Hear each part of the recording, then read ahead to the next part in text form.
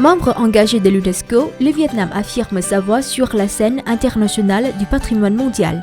Porté par une diplomatie culturelle dynamique et des initiatives novatrices, il conjugue préservation de son héritage et ambition de développement durable, s'imposant comme un modèle à suivre. Tel est le thème abordé par l'hebdomadaire Le Courrier du Vietnam, numéro 31. Les articles rappellent la 47e session du Comité du patrimoine mondial de l'UNESCO à Paris, qui a vu la participation active du Vietnam. Lors de cet événement, le pays, en tant que membre titulaire du comité pour 2023-2027, a réaffirmé son engagement envers la Convention du patrimoine mondial, en intégrant ses principes dans la législation et en lançant un programme de développement culturel. Le Vietnam a souligné l'importance du comité local dans la préservation du patrimoine et a plaidé pour une coopération internationale renforcée. Reconnu comme un partenaire stratégique important et fiable, le Vietnam a présenté plusieurs candidatures de sites et d'art traditionnels, recevant un soutien chaleureux de l'UNESCO. Le comité a également adopté une décision concernant la conservation de la cité impériale de Thăng Long, Hanoï. Aussi dans le cadre de cette 47e session du comité de l'UNESCO, l'ensemble Yên Tử, Vĩnh Nghiêm, Côn Sơn, Kiếp Bạc, situé dans le nord du pays, a été inscrit sur la liste du patrimoine mondial de l'UNESCO, devenant le 9e site vietnamien à recevoir cette distinction, s'étendant sur 3 villes et provinces, à savoir la ville de Hải Phòng et les provinces de Quảng Ninh et Bắc Ninh. C'est bien le berceau du bouddhisme Trúc Lâm, un courant philosophique vietnamien prônant la paix, la tolérance et l'harmonie. L'inscription, basée sur des critères universels, reconnaît son importance historique, spirituelle et l'interaction unique entre État, religion et peuple. Encore une bonne nouvelle de cette 47e session, les parcs nationaux de Phong Nha Kẻ Bàng au Vietnam et de Hin Nam No au Laos ont été réunis en un site transfrontalier unique, désormais reconnu pour sa valeur universelle exceptionnelle. En effet, ce site abrite l'un des plus anciens systèmes karstiques d'Asie, avec des routes emblématiques comme Sơn Dong et Se Bang Phai, et une biodiversité exceptionnelle, incluant de nombreuses espèces menacées. Cette inscription est le fruit d'une coopération bilatérale exemplaire entre le Vietnam et le Laos, symbolisant un engagement commun pour la conservation du patrimoine naturel et le développement durable régional.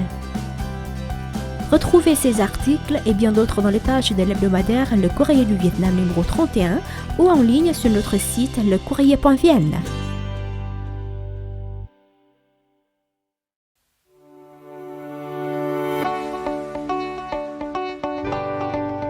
L'ancienne ville de Hoi An, aujourd'hui créée à la ville côtière centrale de Da Nang, a été nommée parmi les 10 meilleures villes d'Asie pour 2025 par le célèbre magazine de voyage Travel + Leisure. Ce classement issu de l'enquête annuelle World Best Awards du magazine auprès de plus de 180 000 lecteurs du monde entier repose sur plusieurs critères, notamment les sites touristiques, la culture, la gastronomie, la convivialité, le shopping et le rapport qualité-prix global. Hoi An occupe la 6e place du classement de cette année, impressionnant les voyageurs internationaux par son mélange distinctif de styles architecturaux locaux et étrangers, son charmant réseau de canaux et l'accueil chaleureux de ses habitants. Selon Travel + Leisure, les voyageurs adorent flâner ou prendre des photos dans ces rues pavées de mousse, découvrir des cafés pittoresques, des boutiques artisanales et une scène culinaire et culturelle dynamique qui s'anime la nuit. Hanoï, autre destination vietnamienne, occupe la 12e place du classement. En tête de liste se trouve Chiang Mai, dans le nord de la Thaïlande, suivi de Tokyo, Japon, Bangkok, Thaïlande et Jaipur, Inde.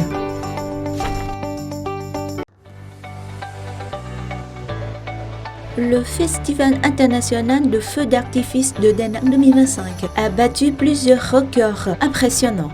attirant plus de 500 000 visiteurs en seulement 6 jours.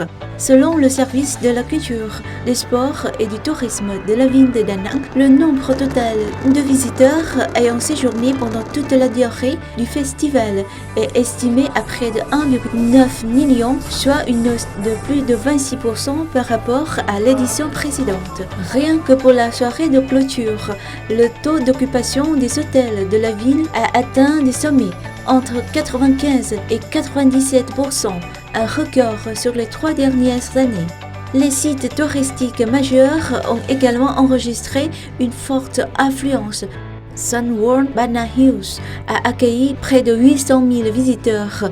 Hoi An en a reçu 450 000, tandis que la station thermale de Thần Tài a vu sa fréquentation bondir de 65%, atteignant les 200 000 visiteurs. Les recettes issues de l'hébergement, de la restauration et des services touristiques ont estimé à 5 600 milliards de dons, soit une augmentation de 45% par rapport à la même période de l'année précédente. L'activité aérienne a également été particulièrement intense, avec en moyenne 157 vols par jour, dont 53 vols internationaux. Le Festival international de feux d'artifice de Da Nang 2025 ne s'est pas seulement distingué par des chiffres records, mais a aussi affirmé la vision stratégique et la capacité organisationnelle professionnelle de Da Nang sur la carte des événements touristiques internationaux.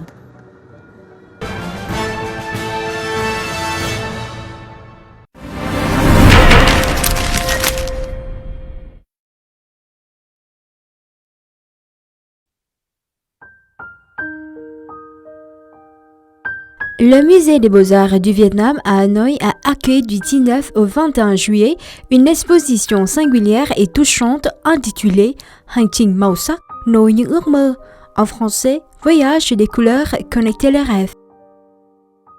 Cet événement a offert au public une immersion dans un univers artistique vibrant, où se mêlent des œuvres empreintes de sensibilité, fruits du travail acharné des enseignantes et des élèves issus de l'atelier d'art Nguyệt Ngoạc, un lieu dédié à l'éveil créatif des enfants, où l'inspiration naît des objets et des situations familières de leur quotidien.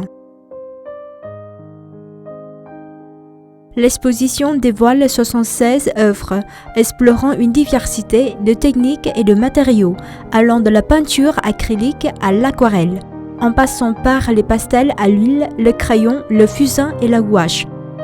Chaque toile représente une parcelle d'émotions, un récit délicat des souvenirs familiaux, de la terre natale, de la nature, etc. Tout est intimement attaché à l'enfance. Loin de toute démonstration technique ostentatoire, chaque coup de pinceau révèle une sincérité et une candeur qui reflètent fidèlement le monde intérieur pur des jeunes artistes. Le premier héritage culturel que nous souhaitons transmettre est celui de la famille. L'amour et l'éducation familiaux constituent la source fondamentale et le premier héritage de chaque individu, en particulier pour les enfants. Lorsque les enfants sont élevés dans un berceau familial empreint d'un si bel amour, le dévouement d'éducateurs comme nous vise à les accompagner dans leur éducation et leur transmettre ces sentiments. Plus qu'une simple vitrine artistique, cette exposition célèbre la culture traditionnelle à travers le prisme de l'innocence enfantine. Elle véhicule également un message profondément humaniste sur l'amour envers l'être humain, la nature et l'environnement. Les œuvres ne sont pas de simples créations esthétiques, elles deviennent un véhicule, un moyen pour les enfants d'exprimer les valeurs communautaires qu'ils souhaitent partager avec le monde.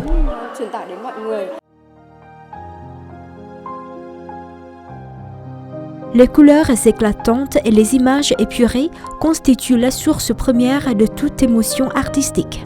Il s'agit peut-être du lac Hoàn Kiếm, de l'imposant temple de la littérature, des toits typiques, des portails des villages, des coins de rue modestes, des objets du quotidien ou encore des portraits de mères, de pères et d'autres êtres chers, etc.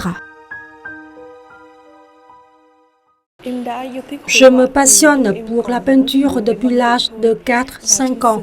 À l'atelier d'art Nguyen Ngoc, les enseignantes m'ont consacré beaucoup de cœur, me guidant pour que je puisse exprimer mes émotions plus clairement à travers le dessin.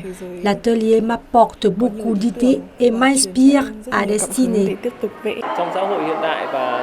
Accablés par les pressions du tourbillon qu'est la vie moderne, les enfants trouvent dans l'art une libération essentielle. Il nourrit leur créativité et abaisse leur âme, leur permettant de s'épanouir sans contrainte.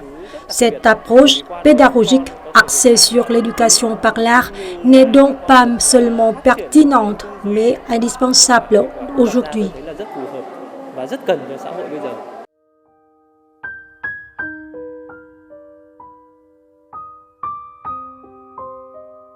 Pour les enseignantes et les élèves de l'atelier d'art Nguyen Ngoc, l'art transcende la simple technique. Il est une manière de vivre. Il s'agit de ralentir, d'approfondir sa perception et d'apprendre à aimer les choses simples qui nous entourent. L'exposition au musée des Beaux-Arts du Vietnam a offert au public l'opportunité d'admirer un monde d'une pureté rare, raconté à travers les couleurs. C'était aussi une douce invitation pour chacun de nous à écouter son propre cœur une fois de plus. Au cœur du rythme effréné de la capitale, la gare de Hanoï demeure un lieu familier pour les voyageurs. Mais aujourd'hui, la salle d'attente n'est plus seulement un espace de passage. Elle s'est métamorphosée en galerie à ciel ouvert. Les murs froids et impersonnels ont cédé la place à une nouvelle atmosphère, celle de l'art.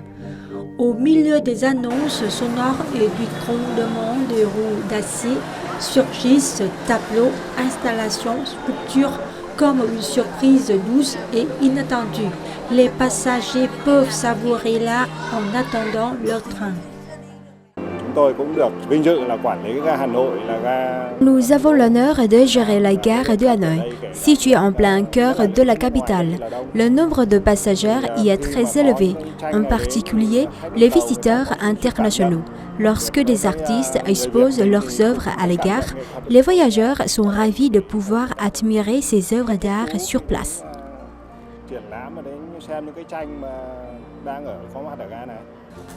Symbole du déplacement et du temps, la gare devient halte d'émotion. Introduire l'art dans l'espace public, c'est repousser les frontières de la réception artistique, rendre l'art plus accessible, plus naturel au cœur de la ville. Et ce changement ne touche pas que les passagers ou les artistes, mais aussi les cheminots, ceux qui vivent et travaillent chaque jour dans cet univers de bruit et de mouvement. Nous, les cadres et employés de la gare de Hanoï, sommes très heureux de pouvoir contempler ces tableaux. En général, l'environnement de travail devient plus agréable, ce qui motive davantage les collègues, améliore l'ambiance et la qualité du travail s'en trouve sans aucun doute renforcée.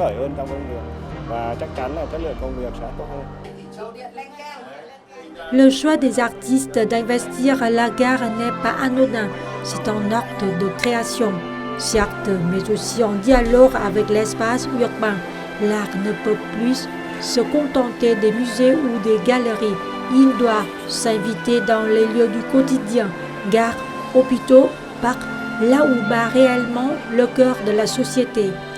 Et ainsi, tandis que les trains vont et viennent dans la salle d'attente de la gare de Hanoï, l'art lui demeure.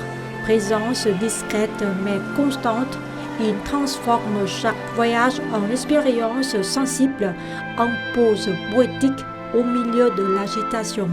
Entre en gare, il ne s'agit plus seulement d'un voyage à travers les formes et les couleurs.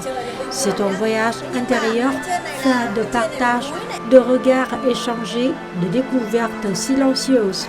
La gare cesse d'être un simple point de départ ou d'arrivée, elle devient le début d'un autre voyage, celui d'un amour naissant pour l'art La beauté et les émotions jadis intimes, désormais offertes à tous